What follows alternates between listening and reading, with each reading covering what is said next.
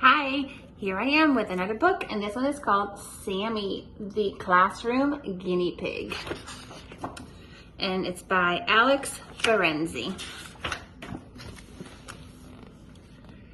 Sammy had his own little house.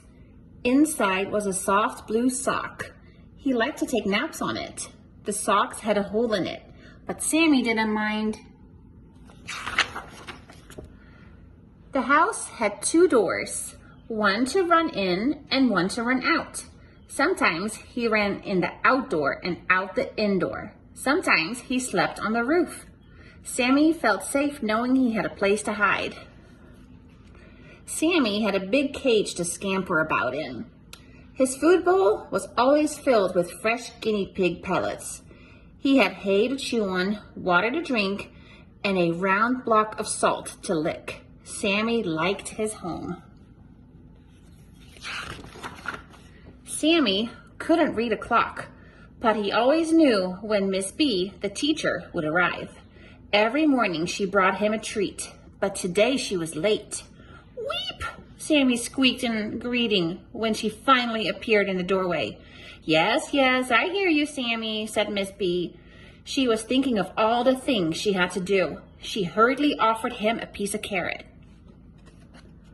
Sammy stood up on his hind legs. Difficult trick for a guinea pig to take the carrot. Guinea pigs have individual tastes. Sammy liked many kinds of fruits and vegetables. Miss B's class had learned that Sammy's favorite treat of all was cantaloupe rind. Like most guinea pigs, he loved freshly cut grass. In warm weather, the children would bring him a great bunch, sometimes with dandelions. They were careful, though, not to bring him grass from the roadside, where it could be polluted by cars or other animals, or from a lawn treated with chemicals. Ew, no, we don't want that. Sammy heard the voices of the children in the hall. They burst into the classroom, all talking loudly. "Weep, weep," cried Sammy happily, adding to the din. "Everybody settle down," cried Miss B.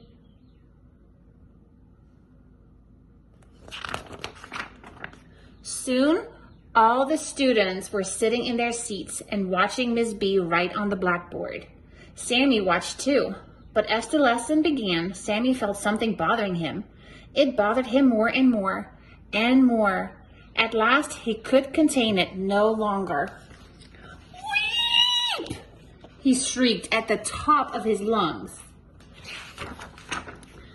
He sprang onto the roof of his house. "Weep, weep!" he cried again. He leaped off and began to run, kicking wood shavings everywhere. Miss B stopped writing on the blackboard. "For heaven's sakes," she acclaimed. "What's the matter, Sammy?" "Weep, weep!" he squealed, speeding in circles around the cage. Another burst of shavings fell to the floor.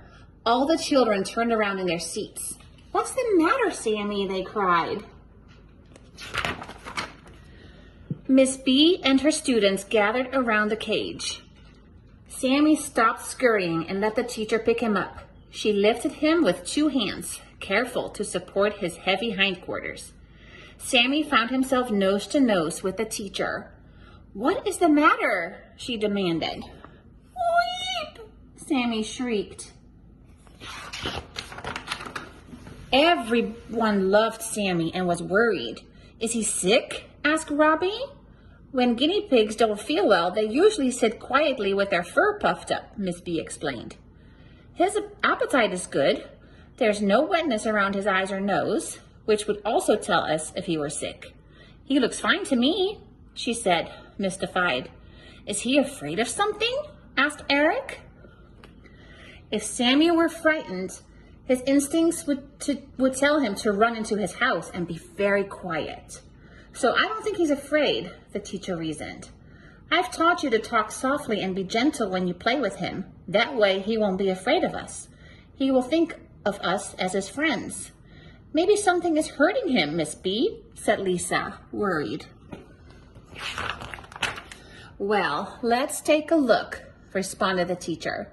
Sammy felt himself being lowered onto a table. Miss B lifted up each of his little ears and looked into them. He felt her fingers parting his fur to reveal his skin. He wished she would scratch him under the chin instead. He liked that. "Do you see any red marks or bald spots?" she asked the class. That would tell us if Sammy had a skin problem. Now that could make him upset, but Sammy's skin looked perfectly healthy. Because we keep his cage nice and clean, it's unlikely he would have that problem. I can't imagine why he was screaming, the teacher confessed. Sammy decided he didn't like them looking through his fur anymore. He began to make unhappy noises, small irritated squeals and squeaks. "Will he bite?" asked Tanisha nervously. "Most guinea pigs don't bite," replied Miss B. "They bite only if they are very frightened." She let Sammy go, and he immediately stopped complaining. He began to waddle along the tabletop, sniffing the surface. What, Sammy chucked as he went. "That's his exploring sound," said Miss B. Sammy was enjoying himself. He liked to explore new things. Sammy made his way to Maria and touched her nose with his. "That's how guinea pigs recognize and greet each other," explained Miss B. "Doot, doot, doot, deet, doot," Sammy burbled in soft musical tones. "That means he's happy," she said. Sammy was glad when Maria picked him up and cuddled him. Her sweater was soft and warm. "Miss B, I think I know what's wrong with him," Maria said. "I think it's because today is Monday." "What?" everyone exclaimed. "Sammy was alone all weekend," Maria explained. "I think he's glad to see us. He wants our attention, that's all." Miss B studied the little guinea pig. "Sammy," she said sternly, "is this true? Is that what's the matter?" Maria set Sammy down on the table and everyone gathered closer. Sammy felt someone scratch his chin. He scrunched up his nose in pleasure. "Doot-dee-doot," he chuckled happily. All his friends were back. So that is what he wanted. He just wanted attention. He missed his friends because he was alone all weekend. That's silly, Sammy. He's kind of cute, huh? All right, that's the end of the story. Love you. Bye.